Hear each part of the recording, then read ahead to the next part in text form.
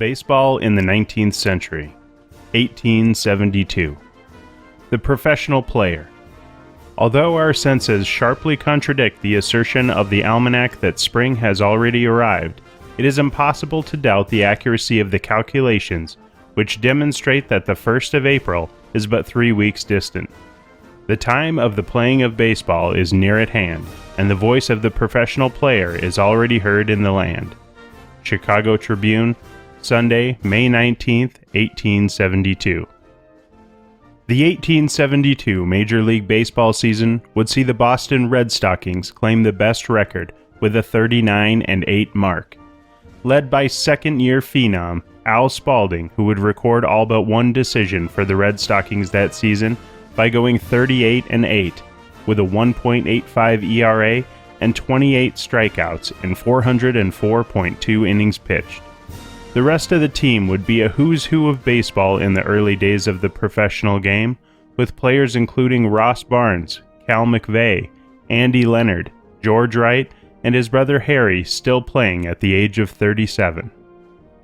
Ross Barnes would lead the league with a .430 batting average, .583 slugging percentage, and an OPS of 1,034, to go with 44 RBI and an OPS plus of 211. Davey Force would split his time between the 5th place Troy Haymakers and the 2nd place Baltimore Canaries, while placing second in batting with a .418 average. And in his second season, Cap Anson would place third, batting .415, while leading the league in on-base percentage with .455 for the 4th place Philadelphia Athletics. Al Spalding would lead the league in wins with 38, WAR with 12.5, wild pitches with 39, and tied for the lead in shutouts with 3. The ERA crown would go to Cherokee Fisher with a 1.80 mark over 213 innings pitched, leading the league in whip and hits per 9 on his way to a 10-1 record for the Baltimore Canaries.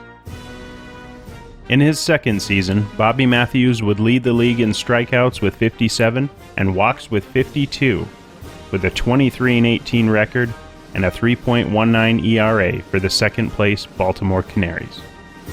A young rookie pitcher by the name of Candy Cummings would lead the league in innings pitched with 497 and earn a respectable 33-20 record with a 3.01 ERA for the New York Mutuals, confounding batters with his new pitch, the curveball.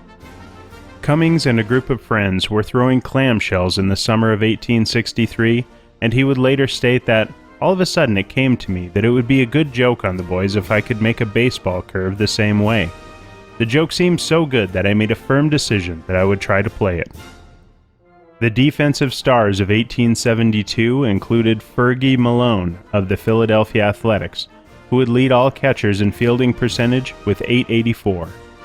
Joe Start of the New York Mutuals would lead all first basemen in fielding percentage with .958. Ross Barnes of the Boston Red Stockings would lead all second basemen in fielding percentage with .904. Davey Force of the Troy Haymakers and Baltimore Canaries would lead all third basemen in fielding percentage with .857. Dickie Pierce of the New York Mutuals would lead all shortstops with a fielding percentage of .844. And Dave Egler of the New York Mutuals would lead all outfielders in fielding percentage with .917.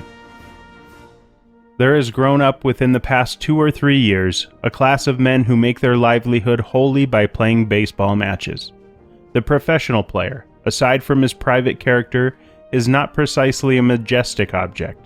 It may not be incumbent upon any man to lead a life of really productive industry, but it certainly seems as though one might find some other occupation than hiring oneself to win matches for the Black Stockings and White, Blue Stockings and Gray, who claim to be the exponents of the national game. Chicago Tribune, Sunday, May 19, 1872.